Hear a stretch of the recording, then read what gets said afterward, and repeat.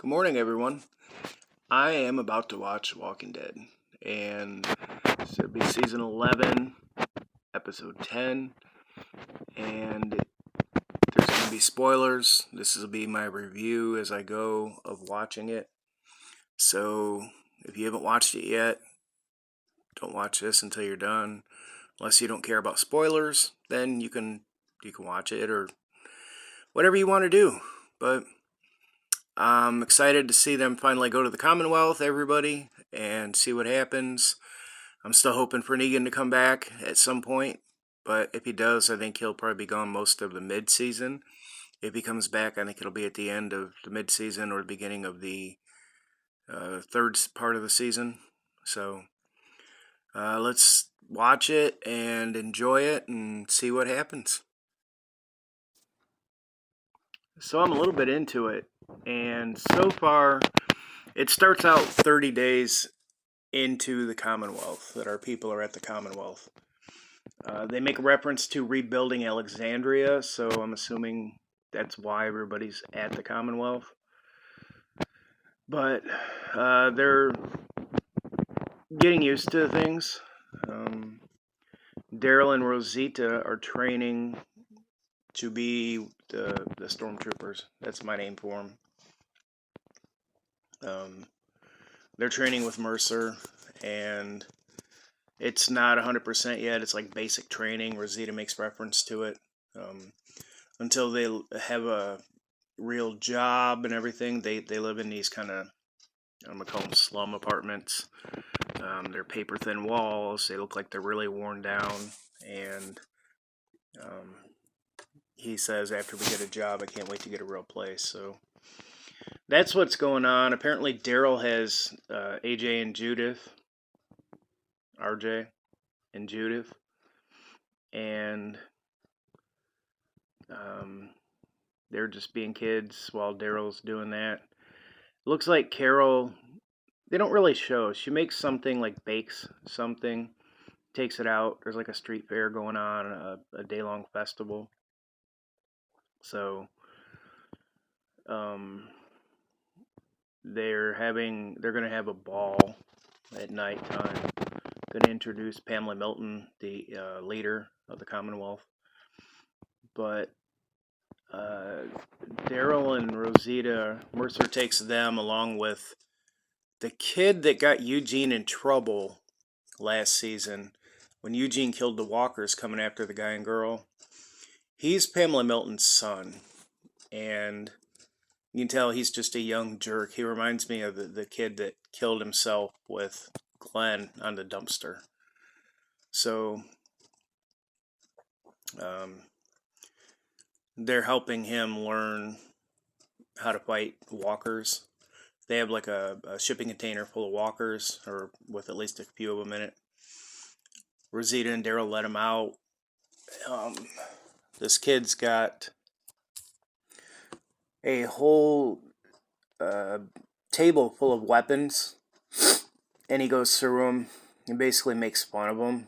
And it's a lot of the weapons from Alexandria. He picks up Judith's sword, this katana, this short one. He calls it a toothpick. He looks at Daryl's crossbow, sets it down, picks up the Morning Star, which I don't know. I don't remember if Daryl used it or Aaron or who was using it. I think Daryl was using it at one point. But the kid tries to swing it around. He hits the ground with it, of course, and But they let the walkers out. The kid actually picks a really cool weapon, but he hits a walker with it and then just drops the weapon, goes to get another one. He gets a knife, and of course he stabs the walker in the neck, which doesn't do anything to it. And he's struggling with the walker, and you can tell he's having real trouble. So Daryl picks up the crossbow, shoots the walker, and then the kid gets all pissed at him, and Mercer's kind of like, we can't do everything by yourself. We have to teach these people how to do it. And Daryl calls the kid a little prick. And really, I mean, they make some references so far to the Commonwealth using a class system. And from the comics, what happens is the Commonwealth, whatever you did in real life before the zombie apocalypse is what you do in the Commonwealth. So, when they saw that Yumiko was a lawyer, she's treated very highly. When the Ezekiel is during the street fair, they have a petting zoo, and he's taking care of the animals because you remember he was a zookeeper. That's how he got Sheba, and so they're making little hints to this. Princess isn't allowed into the ball, but Mercer takes her in with him as his date. Connie and her, the other girl that's with her, the one that's going deaf, they ask Pamela Milton about the class system, and she kind of blows them off. And you can see little pieces of it. Magna's there, and she's serving drinks. So she must have just had a basic job or, something before it.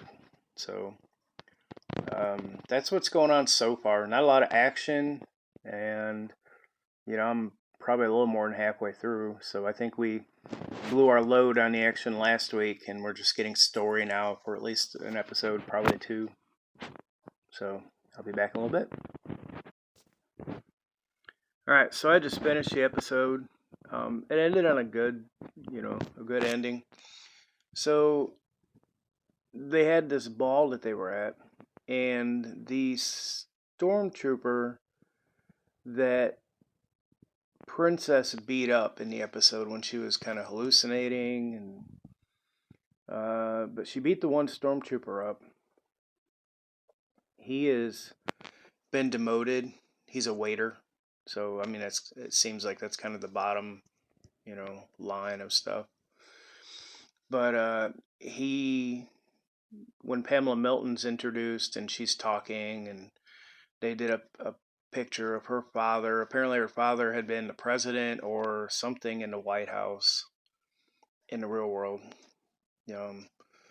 So when she's talking, somebody did this painting and everything. He takes and grabs her assistant and holds her hostage and starts talking about, you don't see us, we're just numbers to you, we're disposable, the workers need equality. And she kind of holds him off and says, I do want to help you, I see you're hurting, we can talk.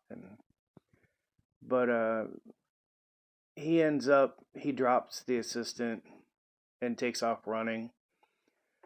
And Mercer sends people to go look for him. Daryl sees him running into the House of Mirrors, I think, that they had set up, and goes after him, gets him, and this young guy's about to kill himself. And he's telling Daryl how, I screwed up. I let somebody beat me up in the train car, and I've been demoted, and I can't provide for my family, my sister and her kids. And he puts a knife to his own throat, and Daryl says, look, how many people have lost their family? Don't take family. Don't do that to your sister if for nothing else. So he gives himself up, and Daryl's walking out with him. And Milton's kid is there, looks at Daryl and says, you finally did something right. Daryl says, no, you did. Here, you go turn him in. Let's the kid turn in, this guy to his mom. And basically, and he starts another big thing in front of everybody in the ballroom of, the workers should be visible. We're invisible to you. There should be equality for everyone. There's thousands more like me, which I find a little strange because this looks like a little tiny town. It looks like the kingdom. They show some people, they show outside. But the Commonwealth is supposed to be absolutely huge, is it 50,000 or people? They haven't shown that yet. So they do that. Carol and All this was looking at records. She snuck into, they have a hospital, and she snuck in there and was looking at records for Ezekiel, seeing that he needs a surgery and he's in line, and you have to wait in line for a surgery. So he's not going to make it. The doctor even knows that. But Carol finds Lance Hornsby and helps him out with something, and says, we need to move Ezekiel up the line. I'll do whatever for you, and let's get this done. So that's going on. Ezekiel, towards the end, comes to visit Carol in her apartment, and they have a drink together, and he brings her a box, and it's a box of Henry's belongings. He says, I know it was too hard before, but I really want you to have this. And whether he just is trying to make good with Carol, get back in her good graces, or does he realize that he's probably not going to be around and wants her to have it? I don't know. But he doesn't know what Carol's doing, and they have a drink and talk. Early in the episode, when they were having the street fair, Judith meets this other young girl, and they become friends. And the girl says, do you have an allowance? And Judith says, no. She says, oh, you should get an allowance so you can spend money. Apparently the Commonwealth works on money. So she buys a couple records and gives one to Judith. Says, this is really a good record. You need this. And it's Motorhead.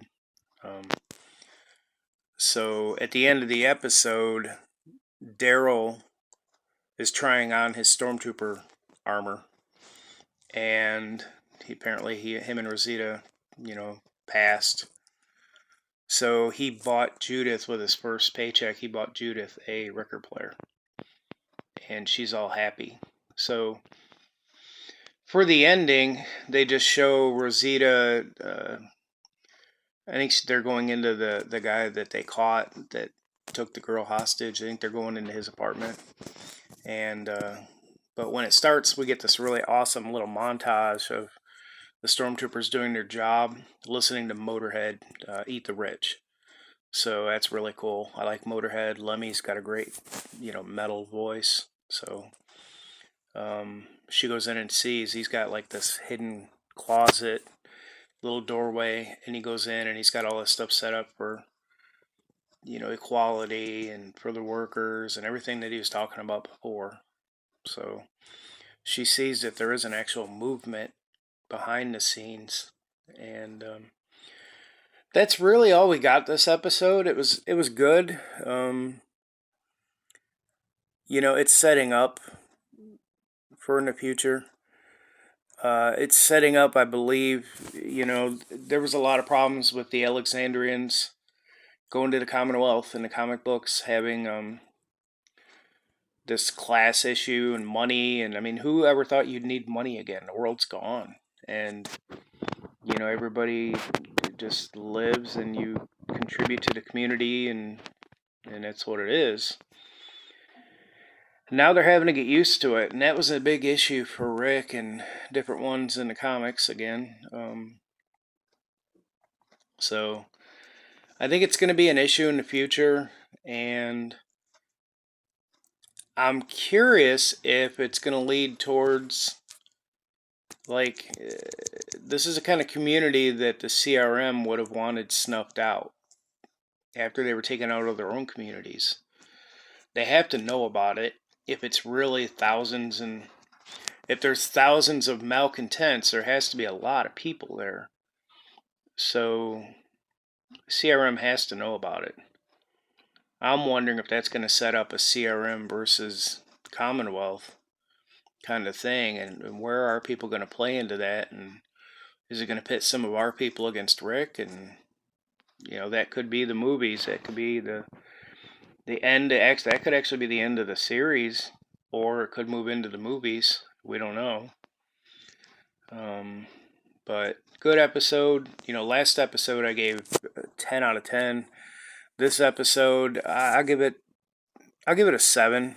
There needed to be a little more action, but not every episode's like that. You know, as long as there's something in the next episode, a little more something going on, um, you know, I think it'd be all right. But it gets bad when you get multiple episodes with no real action going on.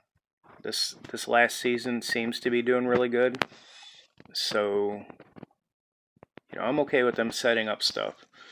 But we'll see next week how it is. That was, you know, Walking Dead 11/10, and I hope you guys enjoyed it. I do, and that's it. Have a good one.